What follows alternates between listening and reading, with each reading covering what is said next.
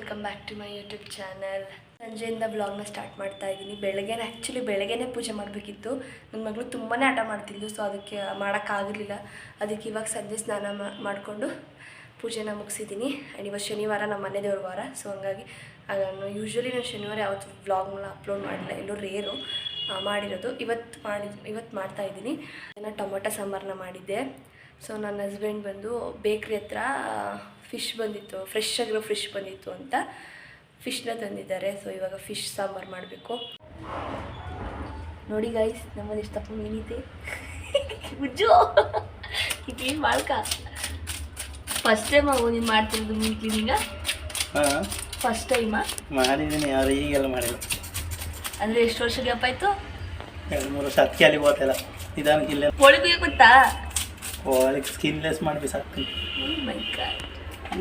2 kg ಅಂತ ಇದು. ಅದು ಯಾವುದಾದ್ರು ಕಾಟ್ಲೆ ಅಂದ್ರೆ ಅವರಿಗೆ ಸಿಕ್ಕಾಪಟ್ಟೆ ಇಷ್ಟ ಫಿಶ್ ಅಂದರೆ. ಬಟ್ ನನಗೆ ಮಾಡೋಕ್ಕೆ ಹಿಂಸೆ, ಮನೆಯೆಲ್ಲ ಹೊಲ್ಸು ವಾಸನೆ. ಸೊ ಅದಕ್ಕೆ ಫಿಶ್ ಅಂದರೆ ಸ್ವಲ್ಪ ದೂರ. ಅದೇ ನನಗೆ ಇಷ್ಟ ಇಲ್ಲ ಅಂತಲ್ಲ, ಇಷ್ಟನೇ ನನಗೂ, ಆದರೆ ಮನೆಯೆಲ್ಲ ವಾಸನೆ ಬರುತ್ತಲ್ಲ ಅಂತ ಅಷ್ಟೇ. ಆ್ಯಸ್ ಯೂಶ್ವಲ್ ಸಂಜೆ ನಾವು ಟೆರೆಸ್ ಮೇಲೆ ಹೋಗಿದ್ವಿ. ತುಂಬಾ ಕತ್ಲಾಗಿತ್ತು. ಒಂದು 6 o'clock ಆಗಿತ್ತು. ತುಂಬಾ ಕತ್ಲಾಗಿರೋ ಥರ ಕಾಣಿಸ್ತಾ ಇದೆ ನೋಡಿ. 7 ಗಂಟೆ ಆಗಿರೋ ಥರ, 6 ಗಂಟೆ ಆಗಿತ್ತು. ಆ್ಯಂಡ್ ನನ್ನ ಮಗಳು ಕೂಡ ನಡೆಯೋದನ್ನ ಕಲ್ತಿದ್ದಾಳೆ. ಆದರೆ ಕತ್ಲೆ ಆಗಿತ್ತಲ್ಲ, ವೀಡಿಯೋ ಮಾಡೋದು ಅಷ್ಟು ಕ್ಲಾರಿಟಿ ಇಲ್ಲ, ಸ್ವಲ್ಪ ಅಡ್ಜಸ್ಟ್ ಮಾಡ್ಕೊಳ್ಳಿ. ಆ್ಯಂಡ್ ಫುಲ್ ಏನು ಸಾಂಬಾರು ಮಾಡೋದು ಅಂತ ಸ್ವಲ್ಪ ಕಬಾಬ್ನ ಮಾಡೋಣ ಅಂತ ಎತ್ತಿಟ್ಟಿದ್ದೀನಿ. ನಾನು ಫಿಶ್ ತಂದು ಯಾವಾಗಲೂ ಫಿಶ್ ಮಾಡಿದಾಗೆಲ್ಲ ನಾನು ಇದೇ ಥರ ಮಾಡೋದು. ಅದು ಉಪ್ಪು ಖಾರ ಹುಳಿನ ಹಾಕ್ಬಿಟ್ಟು ಚೆನ್ನಾಗಿ ಮ್ಯಾಗ್ನೇಟ್ ಮಾಡೋಕ್ಕೆ ಇಟ್ಬಿಡ್ತೀನಿ. ಫಿಶ್ ಸಾಂಬಾರು ಮಾಡೋದಕ್ಕೆ ಎಲ್ಲನೂ ರೆಡಿ. ಆ್ಯಂಡ್ ನಾನಿಲ್ಲಿ ಫಿಶ್ ಸಾಂಬಾರಿಗೆ ರೆಡಿ ಮಾಡ್ಕೊತಾ ಇದ್ದೀನಿ. ಈರುಳ್ಳಿ, ತೆಂಗಿನಕಾಯಿ, ಶುಂಠಿ, ಬೆಳ್ಳುಳ್ಳಿ ಏನೇನೋ ಎಲ್ಲನೂ ಹಾಕ್ಕೊಂಡು ಪೇಸ್ಟ್ನ ಮಾಡಿಕೊಂಡೆ. ವಿದ್ಮಯ್ ಅವರು ಇವತ್ತು ತುಂಬಾ ಹಠ ಮಾಡ್ತಾ ಇದ್ದಾರೆ. ಯಾಕೆ ಅಂತ ಗೊತ್ತಿಲ್ಲ.